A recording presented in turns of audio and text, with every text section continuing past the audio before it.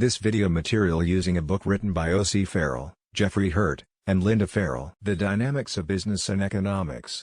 The nature of business. A business is individuals or organizations who try to earn a profit by providing products that satisfy people's needs, the outcomes of its efforts.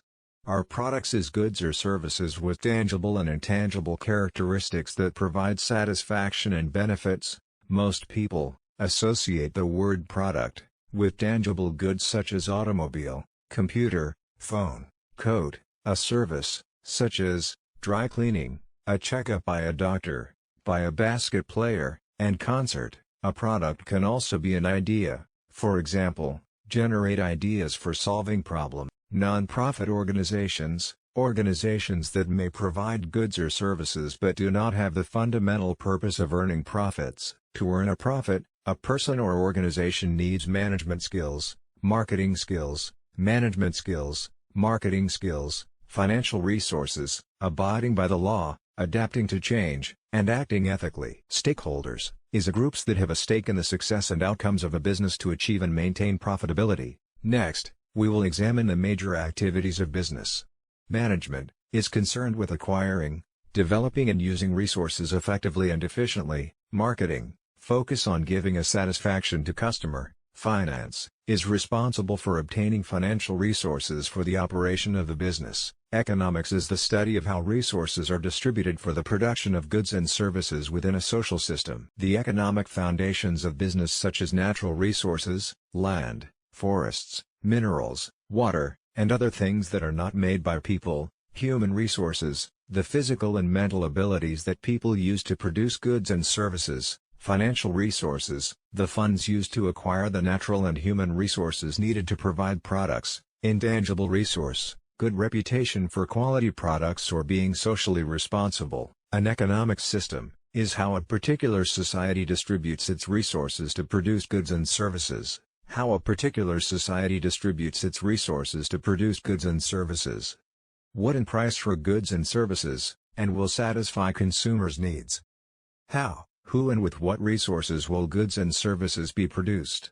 How are the goods and services to be distributed to consumers? Communism is a society contributes according to ability and receives benefits according to need, and the economies suffer from high prices, corruption and little freedom, low standards of living. For examples, China and Cuba. Socialism is an economic system in which the government owns and operates basic industries but individuals own most businesses. For examples, India and Sweden. Capitalism, or free enterprise, is an economic system in which individuals own and operate the majority of businesses that provide goods and services. For examples, Japan and USA. There are two forms of capitalism. Pure capitalism, also called a free market system. All economic decisions are made without government intervention. This economic system was first described by Adam Smith in The Wealth of Nations, 1776.